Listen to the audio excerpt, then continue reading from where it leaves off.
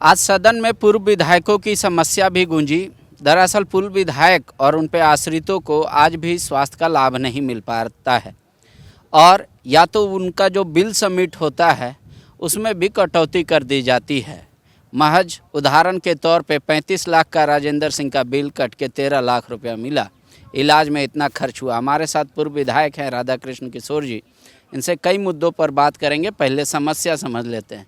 Sir, वाकई में क्या समस्या है पूर्व विधायकों के साथ या उन पे जो आश्रित है उनकी वाइफ बाल बच्चे? देखिए, बहुत पहले से एक बहुत बड़ी मांग व्यवस्था के सामने रखी गई थी पूर्व विधायकों के मामले में। एक तो उनके लिए ज़मीन आवंटन की बात थी और साथ साथ यही था कि उनके परिजन को भी या उनके आश्रित को भी जो स्पाउस हैं उन्हें भी मेडिकल फैसिलिटी मिले। ये बात बहुत पहले से उठ रही थी। हम लोगों ने अनुशंसा भी की थी। जब मैं विधानसभा का सदस्य था तो हमारी कमेटी ने अनुशंसा भी की थी और आज ये मुद्दा फिर से उठा है। तो विचार तो सदन को करना है, सदन विचार करेगी और निश्चित रूप से कोई फलाफल निकलेगा। जब कमेटी की आपकी अनुशंसा है फिर भी स्पीकर कर रहे हैं एक नई कमेटी का बना देते हैं, वो रिपोर्ट अगर अध्यक्ष महोदय, उनका विवेक तो सर्वोपरि है। अगर उनको ऐसा लगता हो कि फिलहाल एक नई कमेटी बनाने की बात होनी चाहिए तो वो बना सकते हैं। उनके क्षेत्र इससे ऐसा तो नहीं लगता है कि सरकार टाल मटोल में है इसलिए कमेटी बना दो? जब ऑलरेडी प्रस्ताव पड़ा है तो सरकार को या तो निर्णय लेना है या तो नहीं ले। नहीं लगता है। मैं समझता हूँ कि सरकार संवेदनशील है और ये सरकार जो वर्तमान जनप्रतिनिधि हैं या पूर्व के जनप्रतिनिधि हैं उनकी भावनाओं से वो सहमत है सरकार। आप चूँकि काफ़ी ज़्यादा वित्त का हिसाब किताब अच्छा तरीके से रखते थे। आप, हमें याद है जब टाटा सब लीज का मामला चल रहा था आप घंटों अध्ययन करते थे।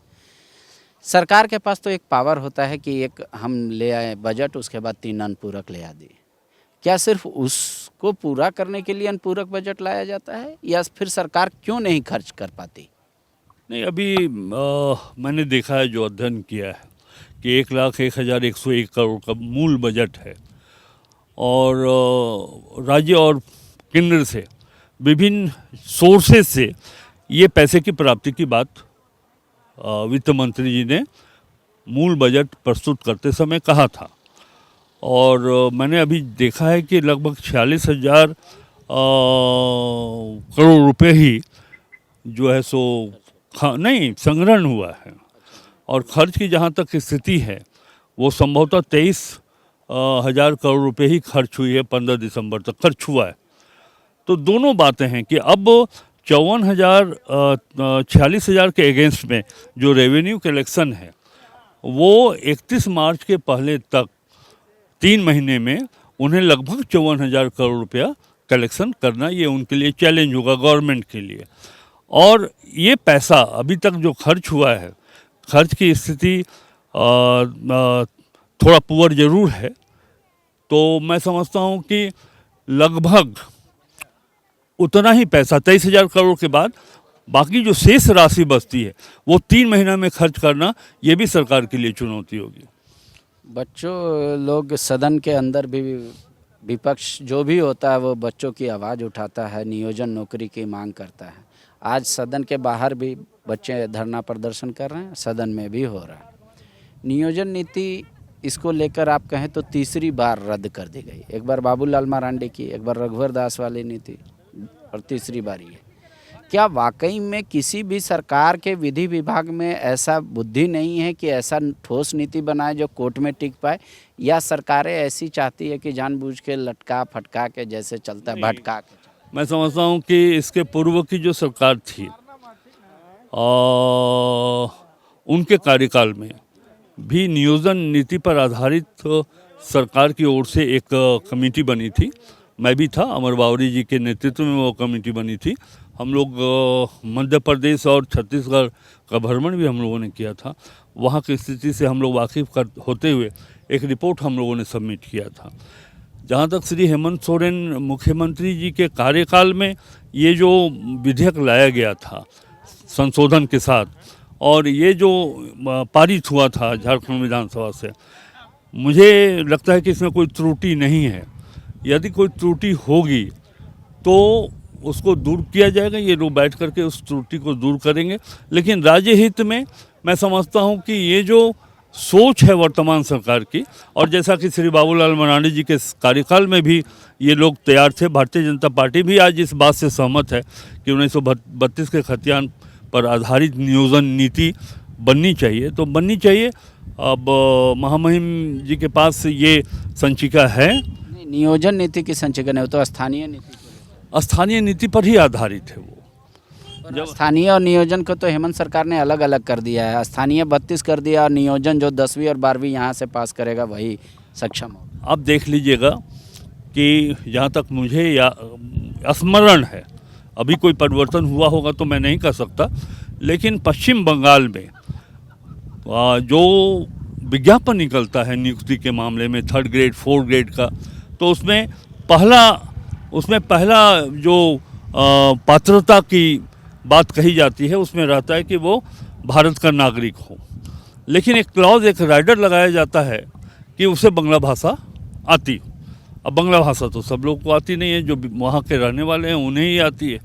उसी तरह जो अपने राज्य को दिया गया है संरक्षण, छत्तीसगढ़ में भी इसी तरह की बात है, उत्तर प्रदेश में भी यही कहा गया है कि भारत का नागरिक हो, ये बिल्कुल सही है, लेकिन वह उत्तर प्रदेश के ही किसी स्कूल से मैट्रिक की परीक्षा पास किया हो। तो ये राइडर है, अपने राज्य के रहने वाले लोगों को कैसे संरक्षित किया जाए, 3rd ग्रेड 4th ग्रेड के अपॉइंटमेंट में कैसे उनको प्राथमिकता दी जाए, इसी के लिए ये बातें की जाती है। तो आपको लग रहा है, चूँकि आपका एक्सपीरियंस भी बहुत लंबा है, विधायकी में संघर्ष भी किया है, छात्र जीवन भी जिया है, क्या वाकई में सरकार अब बेरोज़गारी दूर कर पाएगी? क्योंकि केंद्र सरकार तो 2 करोड़ का बात करके मुकर गई, राज्य सरकार 5 लाख का बात करके मुकर गई, तो बेरोजगार तो आज भी सड़क पे है। अब उनसे स्वरोजगार की बात की जा रही है। समझता हूँ कि जो व्यवस्था है, जो प्रणाली है, सब कोई को मिलकर के झारखंड के हित में जो उचित है उसके लिए विधेयक के माध्यम से, उसके बाद कानून बन जाने के माध्यम से, बनाने के माध्यम से सब लोगों को समेकित रूप से प्रयास करते हुए लोगों को, यहाँ के लोगों के हित के बारे में सोचने की आवश्यकता है।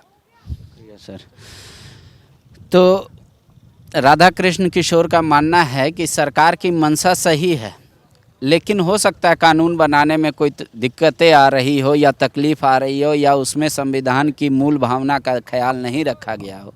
ज़रूरत है उसको एक संशोधन लाकर फिर से संशोधित करके और विधानसभा से उसको पारित कर दिया जाए, ताकि यहाँ के युवाओं को रोज़गार मिल सके। सिर्फ रोज़गार या बेरोज़गारी का मुद्दा छाया ना रहे राज्य में। शुक्रिया। Jharkhand toppers class 8, 9, 10, 11th and 12th के स्टूडेंट्स के लिए आ गया है बायोम टैलेंट रिवॉर्ड एग्जामिनेशन, जहां उड़ान एडमिशन स्कॉलरशिप में पाएं up to 1.25 crore discount and up to 100% scholarship in classroom program along with cash prize and reward. बायोम हीनू एवं नगरा टोली रांची। विवेकानंद विद्या मंदिर स्कूल एक CBSE affiliated English medium coed school है। हम शिक्षा के साथ संस्कार देते हैं। thefollowup.in. Like, share, and subscribe. www.thefollowup.in